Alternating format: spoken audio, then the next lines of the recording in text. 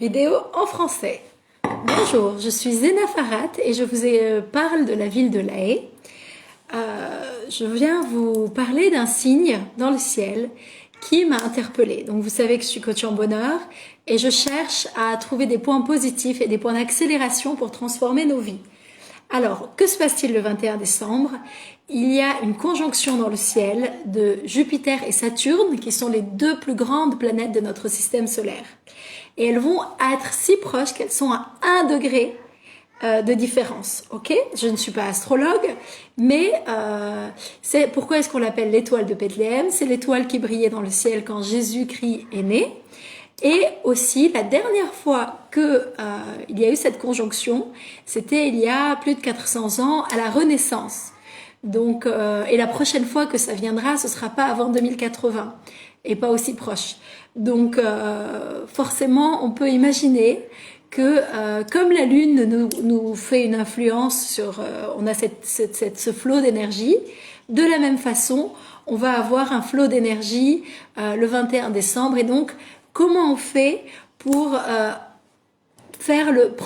transformer sa vie et récolter cette énergie de la meilleure façon possible. Ok? Donc on a jusqu'au 21 décembre, même si ces astres vont être de plus en plus proches jusqu'à culminer le 21 décembre, on va commencer à se concentrer sur quelle vie on veut créer. Ok? On va pas continuer à penser comme par le passé. Moi, je viens de traverser une période où j'ai été très en colère, où j'ai eu des sentiments où je me sentais un peu comme une victime et où je ressassais toutes les offenses qui sont faites par la société et toutes les discussions que je pourrais avoir. Et en fait, c'est quelque chose de très négatif pour ma santé, déjà pour mon corps. Ce stress qui est lié à mon imagination, mon corps ne sait pas si je suis poursuivie par un dinosaure ou un lion, ça va de toute façon créer une chimie par mon cerveau qui va un peu empoisonner mon sang et mon liquide lymphatique. Et ça, on ne veut absolument pas. Au contraire, on va utiliser ces énergies du 21 décembre pour imaginer comment notre corps guérit, comment notre corps est en bonne santé. Et on va aussi imaginer le flot de bonnes choses qui arrivent vers nous, un monde meilleur, avec plus de justice, plus d'abondance, plus de liberté, avec une guérison totale pour tout le monde.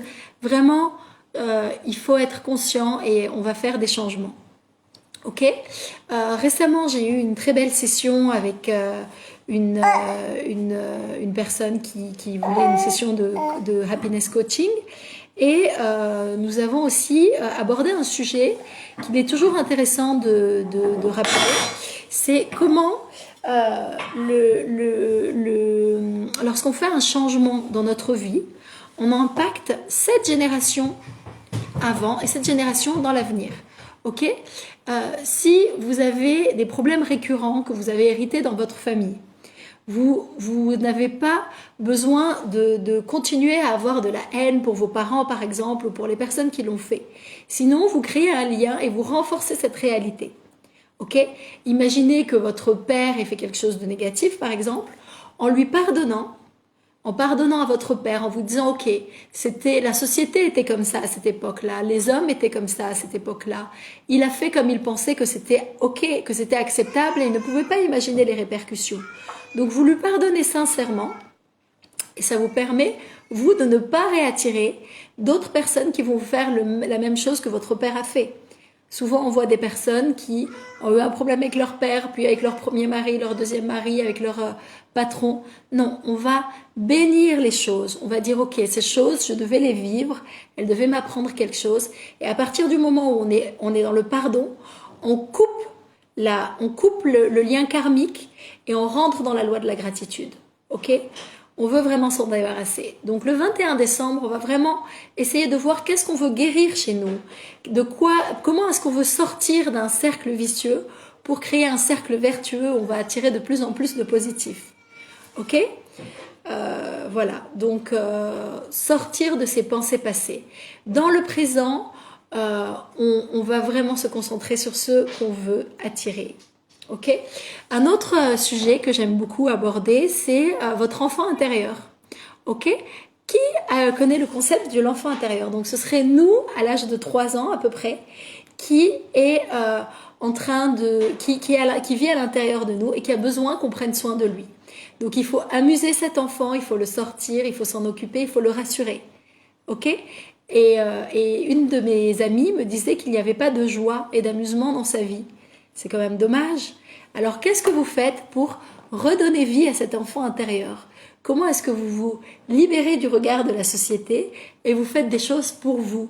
Ok? Où vous mettez la priorité pour cet enfant intérieur, que vous pardonnez les offenses passées, vous pardonnez les autres et vous lui dites ok, on est en sécurité, le monde va être merveilleux et ça va être de mieux en mieux, même si dans les apparences ce n'est pas le cas, faisant confiance à un monde spirituel qui va nous apporter le meilleur et qui va nous permettre d'avancer. Donc le 21 décembre, soyez présents, ne vous laissez pas avoir par des informations négatives, par quoi que ce soit, et décidez dès maintenant de vivre dans une paix intérieure.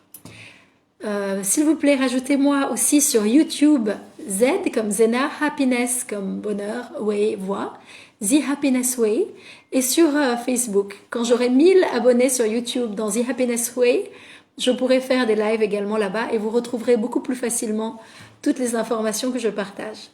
Je vous remercie pour votre écoute. Namasté.